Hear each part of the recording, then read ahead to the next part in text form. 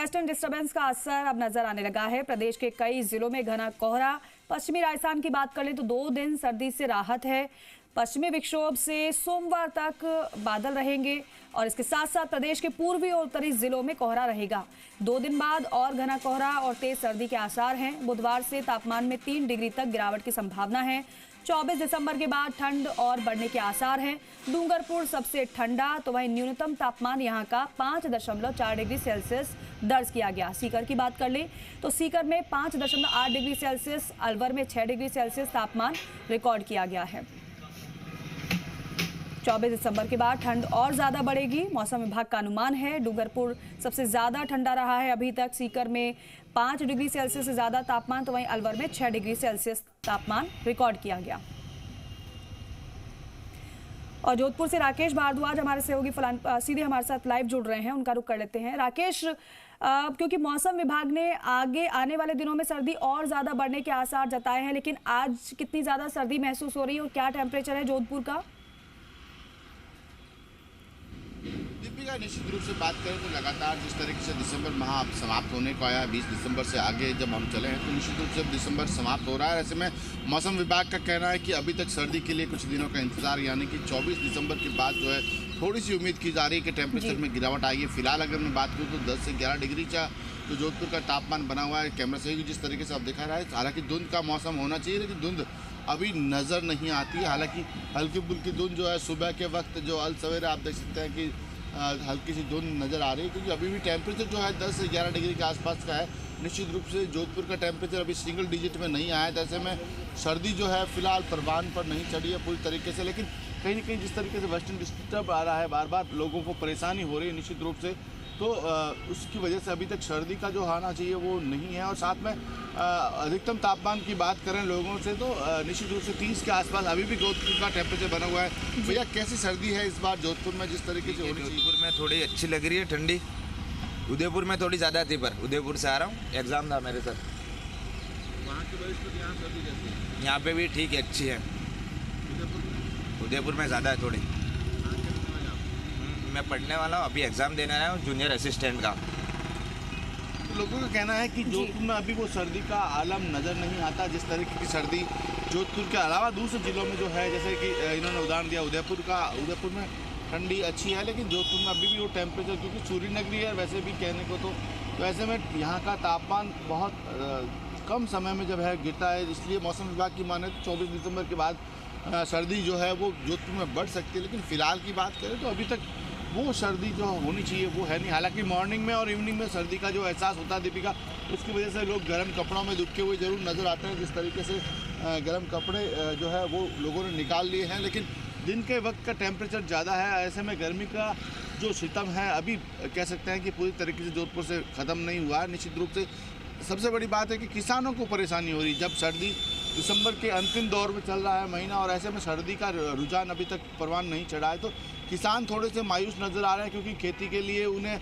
घने कोहरे और साथ में जो है ठंड की आवश्यकता है। क्योंकि जिस तरीके से गेहूँ है, रायडा है, चना है, जीरा है, इनकी फसलें जो वो तो दी गई, लेकिन वो टेम्परेचर नहीं आया जिसकी वजह से फसल पूरी तरीके से पक सके। ऐसी अभी अच्छा राकेश, अभी तक क्या गलन भरी सर्दी महसूस हुई है वहाँ पर? कोहरा वहाँ पर अभी तक नजर आया है?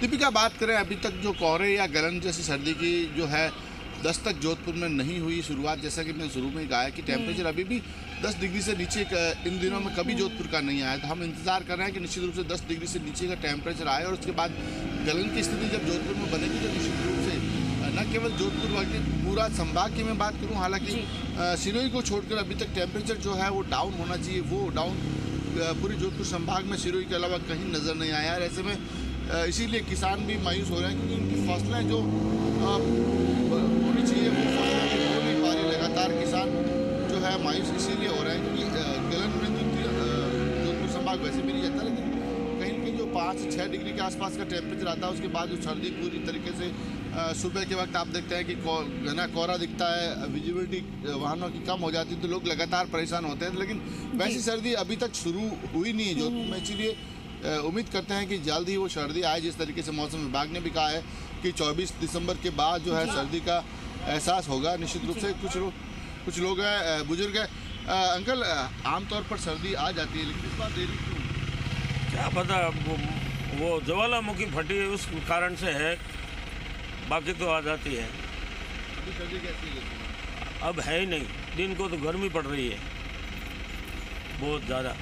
किसान क्या करेंगे सर्दी में? किसान में परेशानी है सर, सर्दी नहीं पड़ेगी तो धान भी नहीं होगा।